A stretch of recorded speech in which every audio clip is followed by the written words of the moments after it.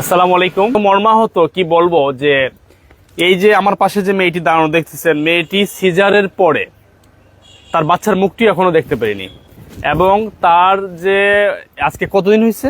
15 দিন। আজকে 15 দিন কোন হাসপাতালে ছিল? ডক্টর সেটা কোথায়? এটা পোস্তগোলা না? আচ্ছা, আমি রাষ্ট্রের অভিভাবক যারা আছেন, আমি সবার প্রতি আমি আন্তরিক কৃতজ্ঞতা জানাবো এবং সবাইকে বলবো যে আমার এই বিষয়টা আপনারা সবাই এই মেয়েটা এবং আমার পাশে দাঁড়াবেন, যাতে আমরা এই বাচ্চাটাকে উদ্ধার করতে পারি।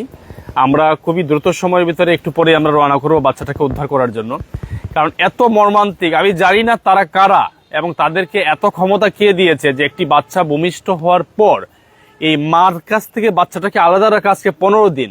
এটা কত বড় অন্যায়, আর এই শক্তি তাদেরকে কে দিয়েছে সেটা দেশ এবং জাতি জানার দরকার। এবং আপনারা সবাই সাথে থাকবেন এবং আমি বিশ্বাস করি আমাকে রাষ্ট্রের সর্বোচ্চ মহলগুলো আমাকে হেল্প করবেন। যে কোনো মূল্যে এই বাচ্চাটাকে আমরা উদ্ধার করতে চাই, কারণ এই বাচ্চাটা কি অবস্থায় আছে সেটাও আমরা জানি না। আর সবচেয়ে কষ্টের যে বিষয় যে এখন মতো মা তার বাচ্চার মুখটি দেখতে পাইনি, একটা ছেলে বাবু। আমরা এই সত্য ঘটনাটা, একদম সত্য যে ঘটনাটা, সেটা তুমি আমাদেরকে বলবা দেশ এবং জাতির উদ্দেশ্যে। আমার লাইভ চলতেছে, সারা বিশ্ব দেখবে, তুমি একটু বলো বাবা। আমার বাচ্চা হয়েছে আজকে 15 দিন।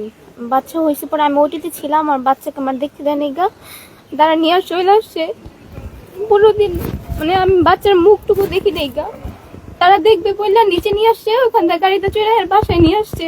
আজকে 15 দিন বাচ্চার মুখটা পর্যন্ত দেখি নাই। তাই আমরা ফোন দিছিলাম যে পরে 29 তারিখে আমরা ফোন দিছি যে ভাই বাচ্চা নিয়ে গেলেন তো মার একটু দেখানোর কথা, তো তখন বলছে কি না বাচ্চা তো এখন দেখা যাবো না, ওনারা কি পালকি দিয়ে দিচ্ছে নাকি ওনাদের কাছে রাখছে আমি এগুলো জানি না। এখন আমার কথা হলো উনি আমার কাছে এত সুন্দর করে কথা বললা সবকিছু ঠিকঠাক করবো, যে খোঁজ খবর না নিতেছে না সবকিছু ঠিক করবো, এগুলা বইলা নিয়ে আইসা কেন ওনারা এরকম করে রাখলো? কোনো খোঁজ খবরও দেয় না, কোনো কিছু বলেও না। আচ্ছা, বাচ্চাটা কি আপনাদেরকে না বলে নিয়ে আসছে? বাচ্চাটা আমাদেরকে বইলা নিয়ে আসে নাই। আমি যখন আমার মেয়ে ওইটি চলতেছে তখন আমি আমার মেয়ের পিছনে, মানে কে নিয়ে আসছে? কে নিয়ে আসছে? নিয়ে আসছে যে বিয়ে করা দিছে ছেলের মার মামাতো ভাই নিয়ে আসছে। বাচ্চার ওর হাজবেন্ড কোথায়? ওর হাজবেন্ড কুয়েত বাইরে থাকে। এখনো কি সে কুয়েতে অবস্থান করতেছে? তো সেই জায়গা থেকে বাচ্চাটা নিয়ে আসছে ওর ফ্যামিলি? হ্যাঁ, সেই জায়গায়। সেটা কিভাবে সম্ভব? সেই জায়গায় ছেলের ওই যে যার মাধ্যমে বিয়ে হয়েছে ওনারা দিয়ে, মানে ওদের সাথে সরাসরি আমরা কথা বলতে পারি না বা কথা বলা হয় না, ওই লোকের মাধ্যমে ফোন দিতে হয়, ওই লোকে ওনাদের বলে, মানে যে বিয়ে করাই দিচ্ছে তার মাধ্যমেই কথা বলতে হয় ওর স্বামীর ফ্যামিলির সাথে। আপনি ডিরেক্ট আপনার বিআইবিএনের সাথে কথা বলতে পারেন না? কথা বলতে পারি না। আচ্ছা, উনি আবার আমাদেরকে বলে যে এটা এইভাবে বলছেন এইভাবে বলছে, তো তখন ওনারে বললাম যে ভাই এখন কেমনে কি করা যায়, যা হনের হয়ে গেছে, যা যেভাবে যেমনি হয়েছে, এখন একটা বাচ্চা যেহেতু দুনিয়াতে আসছে, এখন আমরা চাই যে একটা মীমাংসার মধ্যে সবকিছু ঠিকঠাক হোক।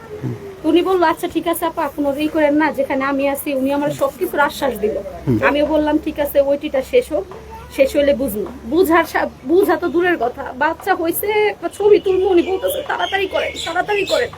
আমি গেছি আমার মেয়ের কাছ থেকে, ওই যে আমার বোন ছিল ওরা বলতেছে আমাকে একটু দেন, দিয়ে উনি নিচে নামার সাথে সাথে বাচ্চাটা গাড়িতে উঠে নিয়ে বসে। বাচ্চাটা কি আপনার কাছ থেকে নিয়ে গেছে? একটু এদিকে দেখাও তো, ওনাকে একটু দেখাও। মানে আপনাকে কি বলছে? গাড়ি দুইটা টানতে চলে আসছে।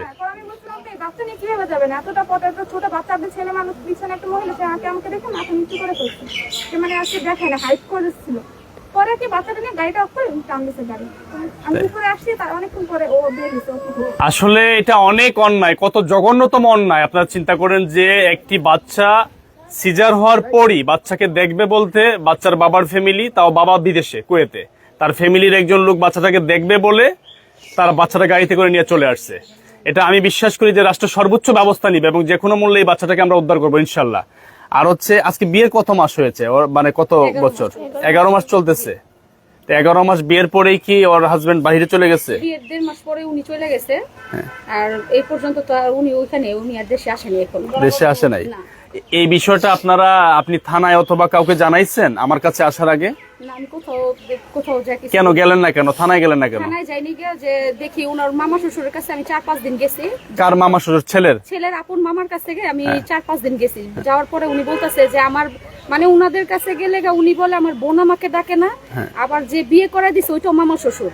মানে বাচ্চার জন্য আপনি মামা শ্বশুরের কাছে 4-5 বার গেছেন? বাচ্চার জন্য 4-5 বার যাইনি গা। উনাদের সংসারের মধ্যে টুকটাক ঝগড়া লাগে, ওর ছোট অন্য যে হাজবেন্ডের যে বোন আছে ওরে নিয়ে বিশেষ করে লাগে, মানে আশেপাশে বাসা থাকে তো। তো আমার মেয়ের সাথে কোনো ঝগড়া না, ওনাদের সাথে কোনো ঝগড়া না। তো ওই মেয়েরই খুবই সমস্যা হয়, কি কারণে হয় তা জানি না। তো ভাই বোনের তো সমস্যা, বা ভাই বোনের সাথে সমস্যা থাকতেই পারে।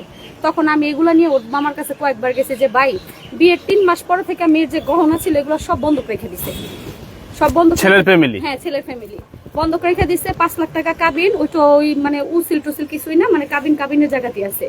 আর আমি ফার্নিচার, আমি যে যাবতীয় যেখানে যা লাগে সবকিছুই দিয়ে দিছে। তো এখন আমার কথা হলো, আমি তো মেয়ে বিয়ে দিছি, আমি তো ভাঙার জন্য দেইনি ভাই, এতগুলা টাকা ভেঙে দিইনি। আমার হাজবেন্ড নাই, আমার একটা ছেলে নাই, আমি মেয়েটারে বিয়ে দিছিলাম যে একটা ভালো ফ্যামিলিতে দেওয়ার, আমার মেয়েটা সুখে থাকবো, যেভাবে থাকে থাকবো। কিন্তু ওনারা এইভাবে নেওয়ার পরে যে আমার মেয়ের সাথে যেমন শুরু করছে, ওনারা মুখেও বলে না যে আমরা যৌতুক চাই, ওনারা কিছু বলেও না, শুধু শুধু এরকম টর্চারিং। যে কি কারণ, আমি কারণটাই জানতে চাই। বাচ্চাটা নিয়ে গেছে কত তারিখে? বাচ্চা নিয়ে গেছে 28 তারিখ রাত্রে 10টা বাজে। 28 তারিখ রাতে 10টা বাজে। আমরা এখানে দেখতে পাইছি হসপিটালে 28/4/24 আপনারা ভর্তি হয়েছেন নাকি? ওই দিনকেই নিয়ে গেছে, ভর্তি হয়েছেন, ওই দিনই সিজার হয়েছে। ওই দিনকেই। ওই সিজার ওই হাসপাতাল থেকে বাচ্চাটা নিয়ে গেছে, হ্যাঁ। এই তো? জি। হ্যাঁ, হসপিটালের নাম হচ্ছে ডক্টরস জেনারেল হাসপাতাল, ডিআইটি শিল্প এলাকা, পুস্তকলা, ঢাকা না? এখানে কত টাকা বিল আসছিল? এখানে বিলাস ছিল টোটাল 22,500 টাকা। হ্যাঁ। আর মেডিসিন সবকিছু নিয়ে পড়ছে 28,500 টাকা। এই বিলটা কে দিয়েছে? বিলটা ওনারা যখন নাকি ওই যে মামা শ্বশুরটা গেছে, উনি যা টাকাটা দিছে আমাকে। টাকাটা দিছে? হ্যাঁ, উনি যে আমাকে টাকাটা দিছে। আচ্ছা, তার মানে কি এর প্ল্যানই ছিল যে বিলটা দিয়ে মানে আপনাদের সাথে একটা ভালো সম্পর্ক করে বাচ্চাটাকে নিয়ে আসা? আমি এটাই বলি যে বাচ্চাটার কি এই টাকার বিনিময়ে কি আমি বাচ্চাটাকে আমার কাছ থেকে ওনারা নিয়ে গেল নাকি, আমি এটাই বুঝতে পারতেছি না। আমি একটা জিনিসই বলবো যে কোন রাষ্ট্রের কোন আইনের বলে বা কোন নিয়মের বলে যে একটি বাচ্চা ভূমিষ্ঠ হওয়ার পর বাচ্চার বাবাও দেশের বাহিরে, তাহলে বাচ্চাটাকে মার কাছ থেকে আজকে 15 দিন যে আলাদা করে রাখা হলো, এখন পর্যন্ত বাচ্চার মায়ের দুধটাও পান করাতে পারেনি। এবং যে মা 10 মাস 10 দিন সেই বাচ্চাটাকে পেটে অনেক কষ্ট করে মানে পেটে ধরে ভূমিষ্ঠ হওয়ার পর এই বাচ্চার মুখও এখনো দেখতে পায়নি, এটা কতটুকু অমানবিক, কতটুকু অন্যায়, কতটুকু অত্যাচার, এটা রাষ্ট্রের কাছে আমার প্রশ্ন। এবং যারা অভিভাবক আছেন, সচেতন নাগরিক আছেন, তাদের কাছে প্রশ্ন যে এটা কতটুকু মানবিক হয়েছে। তো আপনারা সবাই আমাদের পাশে থাকবেন, সাথে থাকবেন। আমি যে কোনো মূল্যে যদি আমি যদি বেঁচে থাকি, আমি আজকে এখন যাচ্ছি, আমার সর্বোচ্চটা দিয়ে আমি দেখবো ওরা কার, আমি যে কোনো মূল্যে এই বাচ্চা চাই। আপনারা তো সেটাই চান, তাই না? আমরা যে কোনো মূল্যে এই বাচ্চাটাকে উদ্ধার করতে চাই। সংসার থাক বা না থাক সেটা হচ্ছে অন্য বিষয়, কিন্তু কেন বাচ্চা তার মায়ের কাছ থেকে আলাদা থাকবে? এটা কোনো নিয়ম, কোনো আইন এই দেশে এখনো আমি দেখি নাই।